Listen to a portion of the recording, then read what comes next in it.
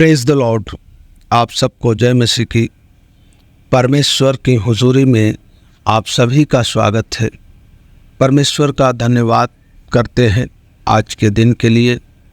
परमेश्वर आज हम सबको एक बड़ी आशीष के साथ आज का एक नया दिन दिया है।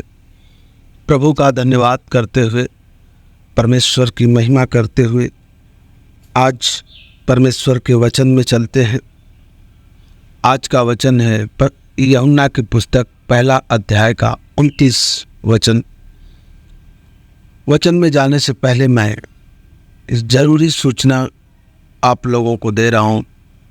सूचना यह है कि हमारे इस वचन को आप जब भी सुने तो पूरा सुने, स्किप न करें। और इस वचन को जब सुन करके आप पूरा सुन ले तो इस वचन को किसी और भाई बहन के यहाँ भी शेयर करें, ताकि वह भी परमेश्वर के वचन को सुने और उसे ग्रहण करें, आशीष को पाएं। परमेश्वर का धन्यवाद करते हुए वचन में आते हैं। वचन में लिखा है, दूसरे दिन उसने यीशु को अपनी ओर आते देखकर कहा, देखो यह परमेश्वर का मेमना है जो जगत के पाप को उठा ले जाता है। परमेश्वर का यह वचन जो किसने देखा दूसरे दिन अपनी ओर आते हुए दूसरे दिन यूहन्ना ने देखा। कौन यूहन्ना? जो बपतिस्मा देने वाला, जो जंगल में था, जो टिड्डियां खाता था और ऊंट के बालों का कपड़े पहनता था। वह यूहन्ना जो मन फिराव का बपतिस्मा दे रहा था और जो यह कह रहा था कि मन फिराओ, स्वर्ग और स्वर्ग का राज्य तुम्हारे निकट आ गया है। यूहन्ना ने कहा, मन फिराओ, स्वर्ग का राज तुम्हारे निकट आ गया है। तो परमेश्वर का यह वचन जब वो बोल रहा था, वही यूहन्ना जब प्रभु यीशु मसीह को अपनी तरफ आते देखता है तो उसे यह परमेश्वर की ओर से जब दर्शन मिला तो उसने कहा कि यह मेमना है। किसका? परमेश्वर का, जो जगत के पापों को उठा ले जाता है। मेमना शब्द जो है पाप बलि के लिए होता है। हम पुराने नियम में पढ़ेंगे तो जब लोग पाप करते थे या गलती करते थे या जब बलि चढ़ाते थे तो मेमने की बलि चढ़ाते थे। मेमना मतलब कि एक बच्चा जो जिसके अंदर किसी भी प्रकार की बुराई और दोष न हो, पूरी तरह से पवित्र हो। बच्चे पूरी तरह से पवित्र ही होते हैं, चाहे वह मनुष्य के हो या जानवर के हो। लेकिन उस समय व्यवस्था बनाई गई थी कि मेमने की बलि चढ़ाई जाती थी, जिसे मनुष्य अपने घर पाल पोस कर बड़ा करता था और उसकी बलि चढ़ाता था। लेकिन प्रभु यीशु मसीह मनुष्य की इच्छा से तो इस पृथ्वी पर आए नहीं थे, क्योंकि बाइबल बताती है और इस बात को हम पुष्टि भी करते हैं कि जब तक स्त्री और पुरुष का मेल नहीं होता तब तक संतान उत्पन्न होना असंभव है। जब तक स्त्री और पुरुष का मेल नहीं हो सकता तब तक संतान नहीं हो सकती, पुत्र जन्म नहीं ले सकता। यह इस बात को हम भी जानते हैं और इसको सभी लोग भी जानते हैं कि ऐसा है। लेकिन हम जब बाइबल की तरफ जाते हैं और बाइबल को देखते हैं तो बाइबल में लिखा है कि परमेश्वर जब जन्म लिया तो उसमें मनुष्य की इच्छा नहीं थी। मतलब कि मां मरियम कुंवारी थी और पिता परमेश्वर की ओर से पवित्र आत्मा का वास उनके गर्भ में हुआ। क्योंकि मरियम मनुष्य थी, इंसान थी, इसलिए जब प्रभु यीशु मसीह उनके गर्भ से बाहर आया तो कि इंसान का शरीर लेकर बाहर आया।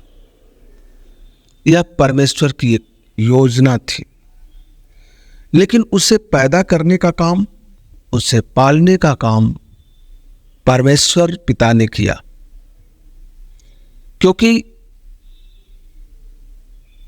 मां मरियम कुंवारी थी और जब मां मरियम के गर्भ में आए तो परमेश्वर की ओर से जब जिब्राइल आया, इनको सुसमाचार सुनाया कि तुझे परमेश्वर अपनी महिमा के लिए चुन लिया है और वह तेरे गर्भ में आना चाहता है और तेरे गर्भ से वह जन्म लेगा। तो पहले तो मरियम शौक में होती है कि मैं तो अभी कुंवारी हूं, फिर ऐसा कैसे हो सकता है। लेकिन हमारा परमेश्वर असंभव को संभव करता है, क्योंकि परमेश्वर महान है, वह सृजनहार है, वह जमीन की मिट्टी से मनुष्य को बना सकता है। तो एक मनुष्य से मनुष्य को जन्म देना उसके लिए कोई बड़ी बात नहीं है। लेकिन जब वह आया तो उसकी एक योजना थी। ऐसे ही नहीं पृथ्वी पर परमेश्वर पिता आ गया यीशु मसीह के रूप में। अब जैसे कि इसमें ये होता है कि परमेश्वर प्रभु यीशु मसीह पुत्र कैसे हो गया, तो डीएनए वही होता है। जैसे कि हमारे शरीर से जो कुछ भी निकलता है वह हमारा सृजा गया ही होता है। हम उस स्थान पर नहीं जा सकते, ना ही वह हमारे स्थान पे आ सकता है। यह नेचुरल या परमेश्वर की ओर से ठहराया गया कानून है, नियम है। क्योंकि जब मनुष्य के शरीर से ही जब निकलता है तो एक पुत्र उत्पन्न होता है, लेकिन वह पुत्र के रूप में आ गया। जबकि वही है, उसी के शरीर का अंश है, लेकिन वह एक पुत्र के रूप में आ गया। आप अगर डीएनए टेस्ट कराओगे तो आपका डीएनए और उसका सेम ही है। आप और वो दोनों एक ही हो, अलग नहीं हो। परंतु क्या हुआ, वह पुत्र हो गया।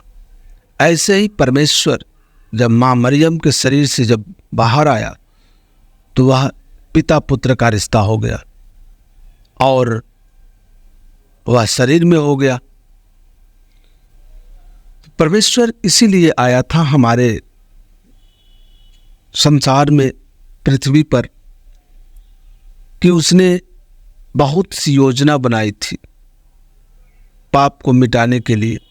बहुत सी व्यवस्था दिया, इतनी कठिन व्यवस्था दिया कि जिसे पूरा करना असंभव है।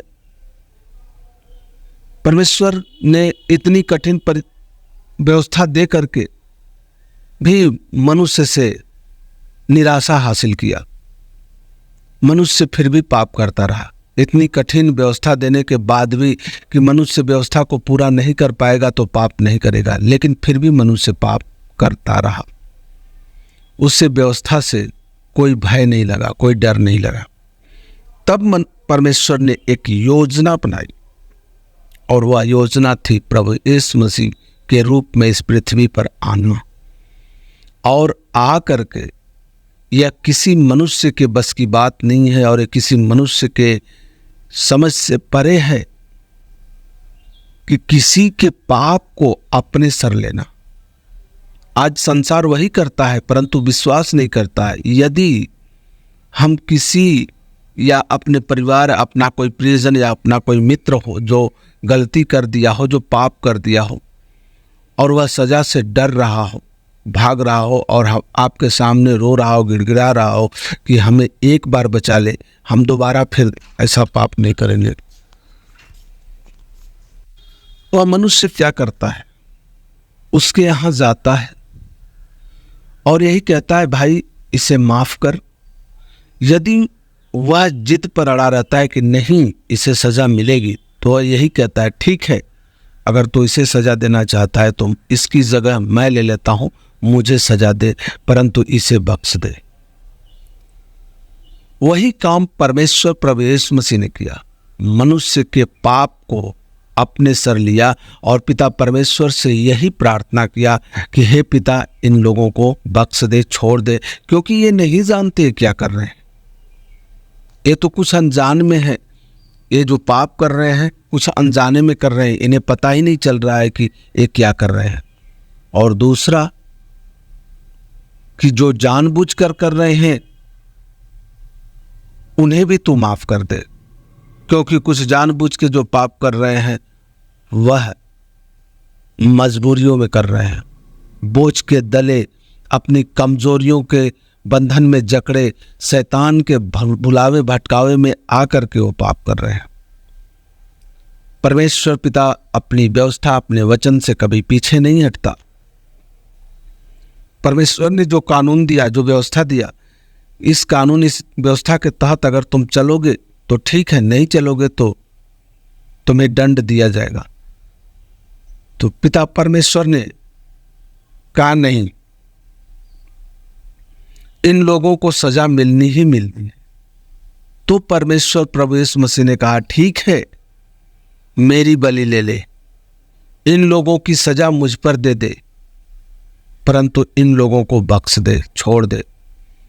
तो संसार में जितने प्रकार के पाप हैं और जितने प्रकार के पाप मनुष्य करता है, तब से लेकर आज तक उन सारे पापों को परमेश्वर प्रभु यीशु मसीह अपने ऊपर लिया और बलिदान हो गया। जब वो हमारे पापों को लेकर बलिदान हो गया, तब वह मार्ग बना। अब कोई पापी मनुष्य प्रभु यीशु मसीह के पास जाकर यह कहे कि प्रभु हमारे अपराध को मिटा दे, क्षमा कर दे, तो जिस अपराध को लेकर आप जाते हैं उस अपराध का बलिदान परमेश्वर प्रभु यीशु मसीह दे चुका है, तो आपके अपराध मिटा दिए जाते हैं। लेकिन ऐसा नहीं है कि आप क्षमा मांगे और फिर पाप करें, फिर क्षमा मांगे फिर पाप करें। नहीं, वचन में लिखा है कि जो अपने पापों को मान ले और उसे अंगीकार करे और उसे छोड़ दे, पाप करना छोड़ना भी पड़ेगा, तभी आपको उद्धार मिलेगा। तो वह परमेश्वर का मेमना था, जो पहले व्यवस्था में जो मेमने को बलि दिया जाता था पापों के लिए, वही परमेश्वर प्रभु यीशु मसीह पिता का मेमना सिद्ध हुआ, क्योंकि हमारे सारे पापों को उसने अपने सर लिया और हमारे लिए बलिदान हुआ। तो परमेश्वर इस वचन के द्वारा आप सभी लोगों को ब्लेस करे।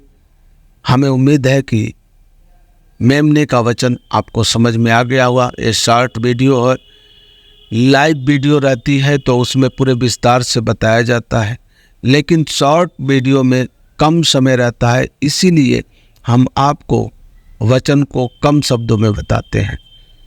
तो वचन से आपने जो भी कुछ सीखा है हमें कमेंट करके ज़रूर बताएं और हमारे चैनल को आप सब्सक्राइब करें, बेल आइकन को ज़रूर दबाएं। प्रभु आपको आशीष दे। जय मसीह की।